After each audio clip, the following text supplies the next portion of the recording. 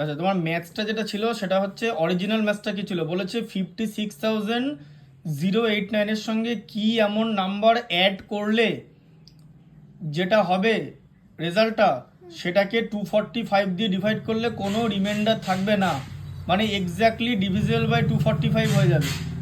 এবার এটা তো 5 ডিজিট নাম্বার, তার আগে একটা ছোট কনসেপ্ট নাও।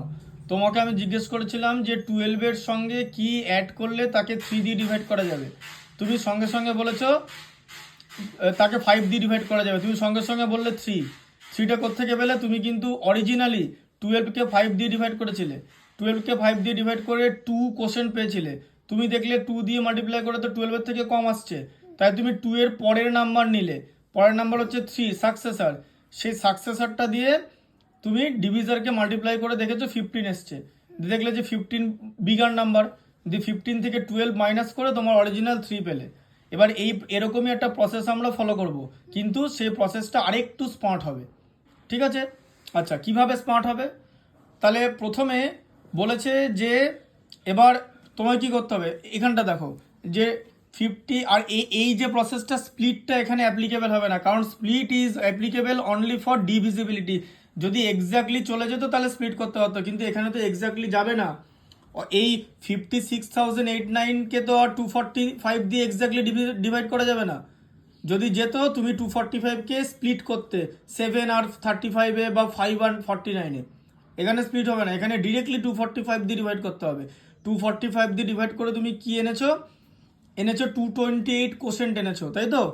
হ্যাঁ, you have got the quotient 228, কিন্তু 228 দিয়ে তো যাচ্ছে না, তাহলে এটা হলো। এবার আমি কি প্রসেস তোমাকে বলেছিলাম যে প্রথমে এই যে 228 যে কোশ্চেনটা আসবে তার সাকসেসার নিতে হবে, 229 হলো, সেই সাকসেসারকে ডিভিজার দিয়ে মাল্টিপ্লাই করে একটা নাম্বার আসবে, যে নাম্বারটা আসবে সেই নাম্বারটা দেখতে পাচ্ছ এটা থেকে বড়, তাহলে যে বড় নাম্বার থেকে এই আগের নাম্বারটা মাইনাস করে দেবে, তাহলে তোমার বেরিয়ে যাবে।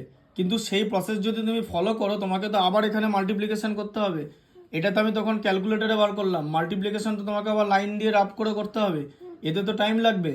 তাহলে এই প্রসেস থেকেও কিন্তু আমরা স্মার্টার ওয়েতে করতে পারি, সেটাই দেখানোর। কিভাবে স্মার্টার ওয়েতে করব, তুমি আমাকে একটা জিনিস বলো, এই যে রিমাইন্ডারটা যে 229 এসেছে, এই রিমাইন্ডারটা যদি 245 হতো তাহলে তো ডিভাইড হয়ে যেত, তো তাহলে দেখো যে রিমাইন্ডারটা কতটা শর্ট আছে, রিমাইন্ডারটা ডিভিজারের থেকে যতটা লেস থাকবে সেটাই তোমার অ্যান্সার হবে, সেই নাম্বারটাই ডিভিডেন্ডের সঙ্গে অ্যাড করে দিতে হবে, তাই তো?